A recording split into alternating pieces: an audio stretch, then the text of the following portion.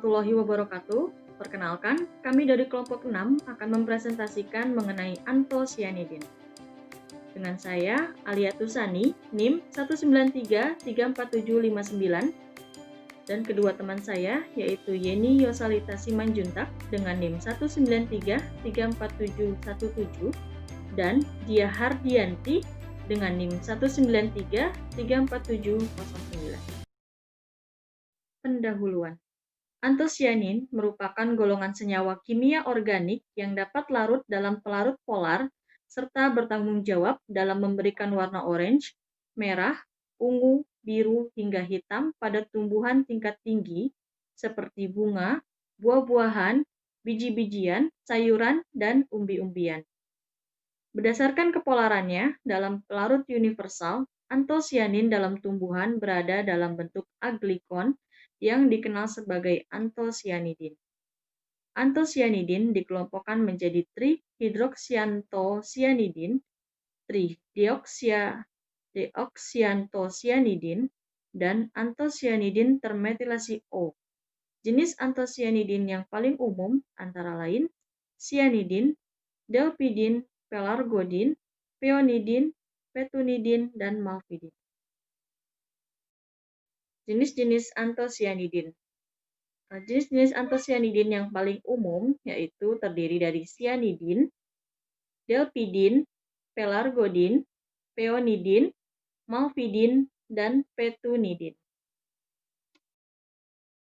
Tanaman atau hewan penghasil senyawa antosianidin. Yang pertama yaitu ada peonidin. Peonidin banyak ditemukan pada buah beri, anggur, dan anggur merah. Kemudian yang kedua ada malvidin. Malvidin memiliki warna yang terlihat ungu dan berlimpah dalam bunga berwarna biru, terutama summer wave blue. Malvidin juga merupakan pigmen merah utama dalam anggur merah. Yang ketiga ada petunidin, yaitu memiliki pigmen merah tua atau ungu yang larut dalam air. Petunidin telah terdeteksi di dalam blackcurrant dan kelopak bunga ungu. Diambil dari jurnal kandungan antosianin dan identifikasi antosianidin dari kulit buah jenitri. Yang dilihat, ekstraksi, pemisahan, dan identifikasi antosianidin. Hidrolisis asam. Hidrolisis asam dilakukan terhadap ekstrak antosianin kulit buah jenitri untuk memperoleh ekstrak antosianidin.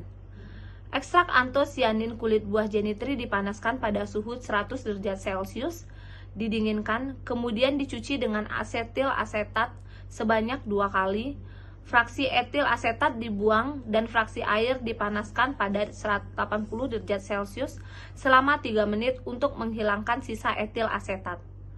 Fraksi air diekstraksi dengan amil alkohol, kemudian fraksi amil alkohol dipekatkan pada gelas arloji di atas penangas air yang mendidih.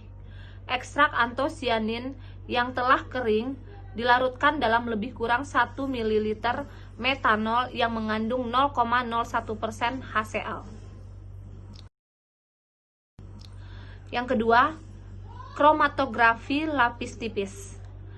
Ekstrak antosianidin ditotolkan pada plat selulosa, kemudian dikeringkan dengan N2. Selanjutnya dilakukan pengembangan satu arah dengan fase gerak forestal asam asetat berbanding HCl pekat berbanding H2O sebanyak 30:3:10. Dan asam format berbanding HCl pekat berbanding H2O 5:2:3. Warna visual, warna di bawah sinar UV, dan nilai RF dari masing-masing spot yang terlihat dicocokkan dengan tabel referensi. Yang ketiga, spektrum absorpsi maksimum. Ekstrak antosianidin dipisahkan dengan KLT preparatif dengan jumlah sampel lebih banyak dengan fase gerak yang sama seperti metode sebelumnya. Setelah pemisahan tercapai, plat diangkat dan dikeringkan dengan diuapi gas N2. Spot-spot yang tampak dikerok dari plat dilarutkan lagi dengan metanol min 0,01% HCl, kemudian disaring dengan kertas Wetman nomor 1 untuk memisahkan fitrat dari serbuk selulosa. Ekstrak tersebut diukur absorpsi maksimumnya pada 200-800 nanometer. Selanjutnya, ditambahkan beberapa tetes AlCl3 5% dalam metanol. Diamati perubahan warnanya dan diukur kembali absorbansi maksimumnya untuk melihat ada atau tidaknya pergeseran batokromik. Yang keempat, yaitu identifikasi antosianidin dengan spektrofotometri.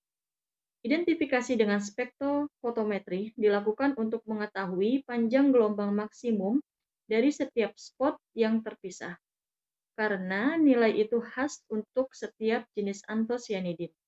Penambahan AlCl3 dilakukan untuk melihat ada atau tidaknya pergeseran batokromik, yang menandakan ada atau tidaknya gugus ortohidroksi. Antosianidin yang memiliki gugus ortohidroksi seperti delpidin, cyanidin, dan petunidin akan bereaksi positif dengan AlCl3, yang ditandai dengan terbentuknya kelat berwarna biru yang menimbulkan pergeseran absorbansi maksimum ke arah panjang gelombang yang lebih besar. Yang kelima, identifikasi antosianidin dengan KCKT. Dari hasil pemisahan dengan KCKT ini diketahui ternyata kulit buah jenitri mempunyai satu antosianidin yang dominan, yaitu cyanidin, dan satu yang lain yang kurang dominan, yaitu delphinidin.